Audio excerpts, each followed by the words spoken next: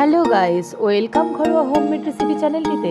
তো চলো, আমি আজকে মাছ ছাড়া মাছের চচ্চড়ি রান্না করব। কি অবাক হলে তো সবজি কাটাটা দেখে? হ্যাঁ, করলা দেখতে পাচ্ছ নিশ্চয়ই।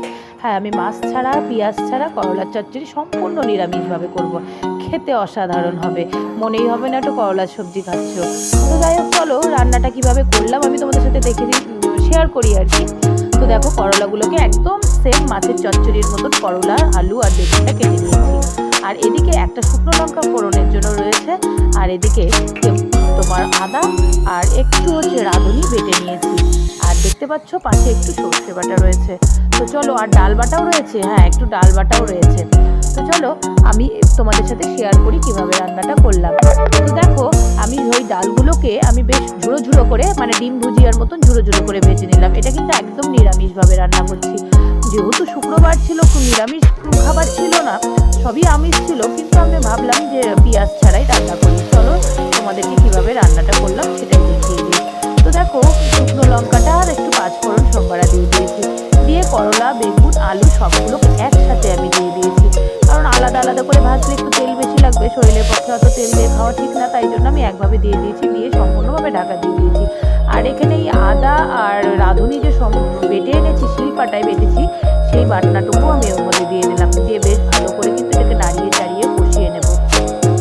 আমার কিন্তু জলটাও শুকিয়ে গেছে আর সবজিগুলোও সেদ্ধ হয়ে গেছে। দেখতে পাচ্ছ কি সুন্দর সবজিগুলো সেদ্ধ হয়েছে।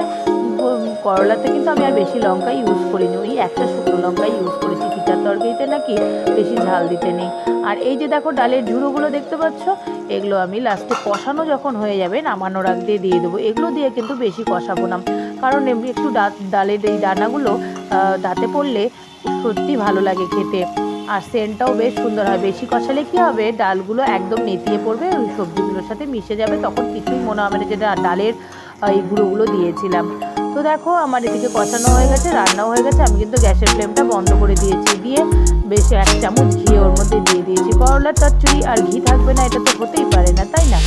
তো এইভাবে ঘিটা দিয়ে চামচের মধ্যে যেটুকু ঘি লেগেছিলো আমি এইভাবে মিশিয়ে দিচ্ছি, দিয়ে বেশ খুন্তি দিয়ে আমি নাড়িয়ে চাড়িয়ে করলাগুলো সমস্ত সবজিটার সাথে ঘিটাকে নাড়িয়ে দিচ্ছি। আর দেখো, একটা বাটির মধ্যে সার্ভ করেছি, কি সুন্দর লাগছে না দেখতে? এক থালা ভাত কিন্তু নিমেষেই উঠে যাবে। তো কেমন লাগলো রান্নার এই ভিডিওটি, রেসিপিটি কেমন লাগলো সেটা প্লিজ জানাতে ভুলবে না কিন্তু। একটা লাইক, কমেন্ট অ্যান্ড শেয়ার করে দিও আমার চ্যানেলটিকে। আমার পাশে থেকো, আমাকে সাহায্য করো তোমরা। আজকের মতন এটুকুই ভিডিও, আবার আসছি নেক্সট কোনো রান্নার রেসিপি নিয়ে। ততক্ষণের মতন টাটা, বাই। তোমরা সবাই সুস্থ থেকো।